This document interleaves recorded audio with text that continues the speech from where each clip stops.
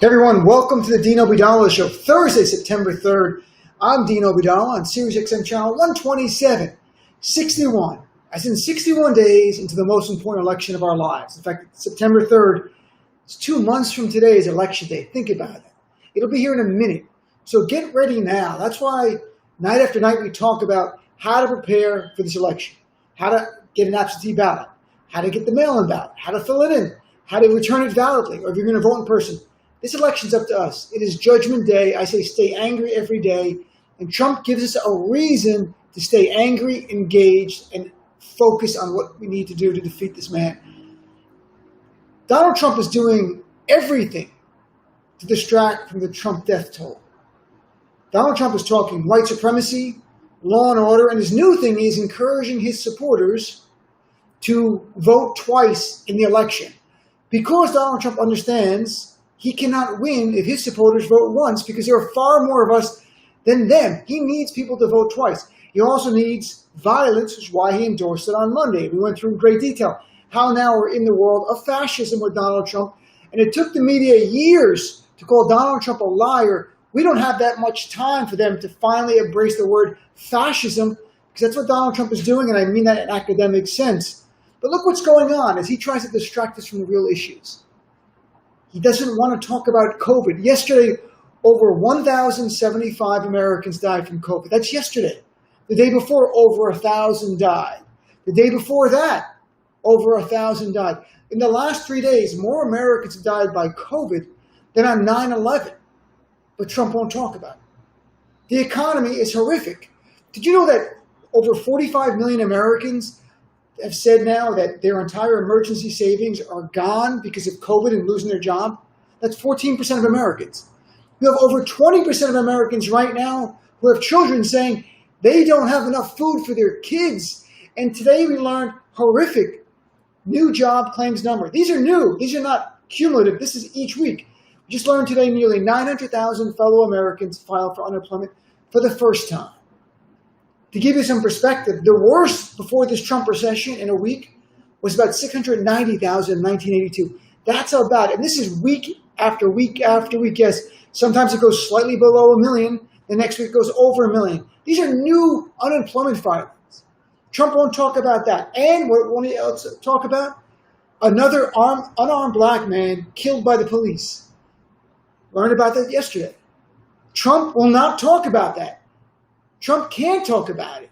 Trump is failing on COVID, on the economy, on race issues. So what does it give you? White supremacy, outrageous lies, and the new thing is endorsing violence and encouraging his supporters to literally vote twice in the election, which is a felony. And by the way, it's a state felony, so his Trump supporters out there, you go do that, guess what? Your beloved Trump can't pardon you. You're going to jail for a felony. At least in North Carolina, where he was talking about it. So you've got a case that really deserves a lot more attention. We learned about it yesterday. Daniel Prude, 41 years old in upstate New York, was killed by the police back in March 30th. But the video of his killing did not get released until yesterday. And it is vile. It is heartbreaking. Daniel Prude was a man who obviously had some mental issues. His brother said that he had been hospitalized the day before. This was a man that needed help. He didn't need the police to kill him. He needed help. And what happened? He is running around the neighborhood at night. He's got no clothes on, so he's unarmed. He's unclothed. He's clearly going through some episode. The police handcuff him. You can see the video. Then put a hood on his head. They call it a spit hood. It looked like Abu Ghraib. It looked like what the U.S. soldiers had done to Iraqi POWs, which was horrible in that they were human beings. These weren't convicted terrorists. But now you have the police doing what happened in Abu Ghraib here on U.S. soil to fellow Americans. And if you maybe don't watch the video, but I'll tell you what was in the video because it's heartbreaking. So Mr. Prude is in the middle of this street. He is naked. They handcuff him. His hands are behind his back. They put the hood over his head. Then he falls to the side. They hold him down for 2 minutes while wearing a hood. He vomits. They don't even notice it. All of a sudden the cop goes, "Hey, bro, are you okay?" 5 minutes later, the paramedics come. He's essentially dead there. 7 days later, he's officially announced dead, but he was killed on the streets. Unarmed black man killed by the police once again. Trump won't talk about it. In fact, 2 days ago, Trump went to Kenosha after Jacob Blake was shot in the back 7 times. Did he go there to stand with the Blake family? No, he went there to stand with the police. So maybe tomorrow or next week, Trump will go to upstate New York to stand with the members of the police force up there. 7 were suspended just a short time ago. Attorney General Letitia James here in New York is doing a full investigation. I'm sure with her involved, we're going to get a thorough investigation. We'll see if this plays out. But once again, we'll be told it's a few bad apples. The question has to be asked. All these bad apples we've seen just in the last 5 or 6 months, from George Floyd to Breonna Taylor to even Ahmaud Arbery, who was not killed by the police but killed by white supremacists, to Rasha Brooks killed in the parking lot of a Wendy's, shot in his back, to this. Does the fact that Donald Trump, the white supremacist in the White House, telling the cops, don't be so nice, and making it clear he has their back no matter what they do, has that contributed to what we're seeing? Non-stop drumbeat of black men and even a black woman and Breonna Taylor killed by the police or by white supremacists? You can't disconnect the two, and I'll tell you why. History tells us there's accuracy here.